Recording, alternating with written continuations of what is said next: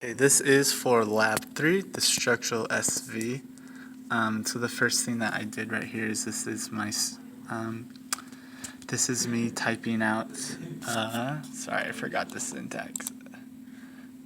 Creating a program or something in Verilog.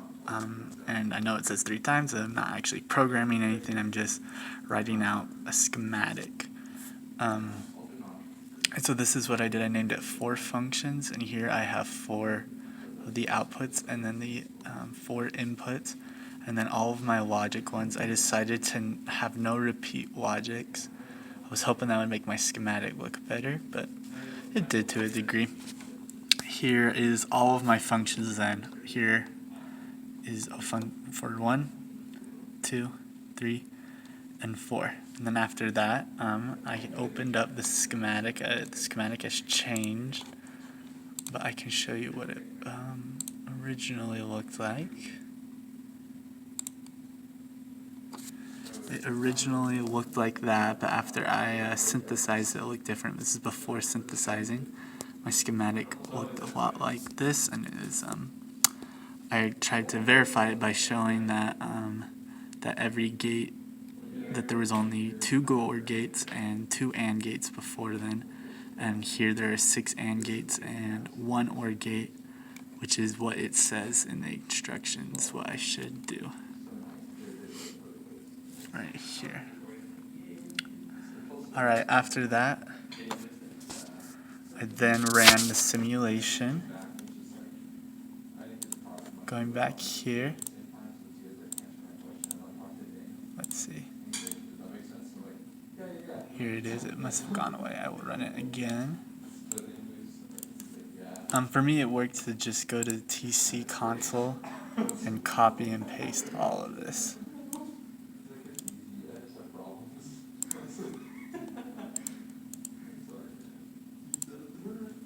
And I'll enter.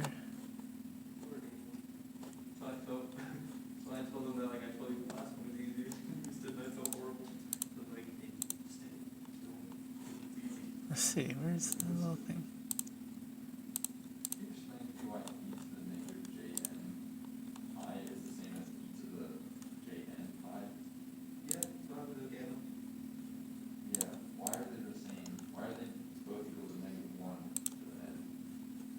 Let's see, I ran that.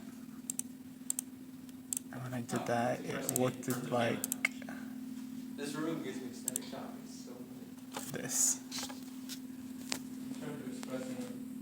After this, so these, there are 4 right here that show the output, and every single time there's pretty much a green box, it shows that that function had a 1. And so these 3 represent the inputs. So the first 3 was all zeros, and then it showed that the 4th one had an output.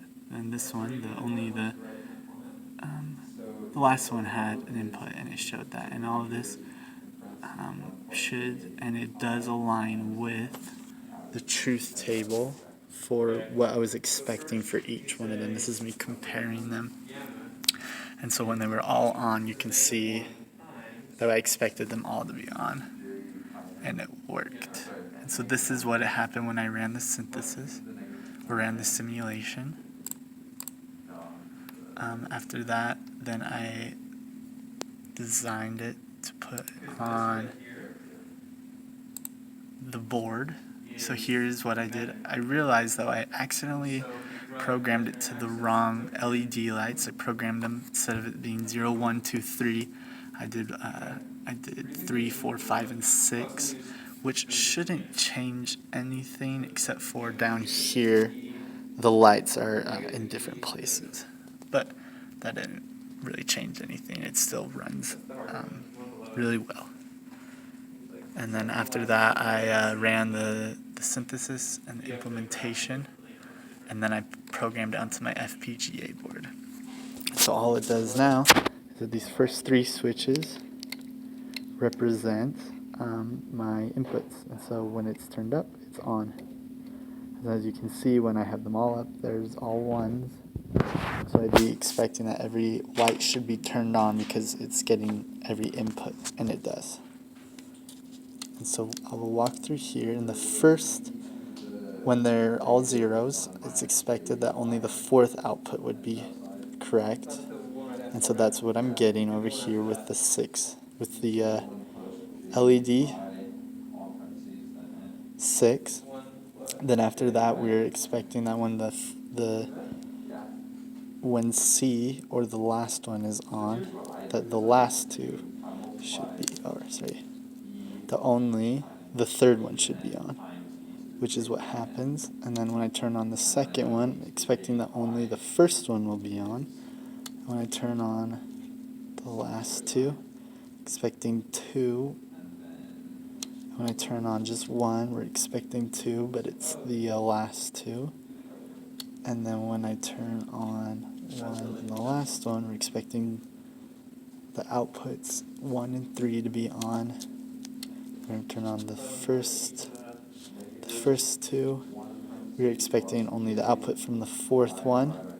And then when they are all on, they should all turn on, which is what happens. So my truth table and my FPGA board match, which means everything went well programming it. And we're done.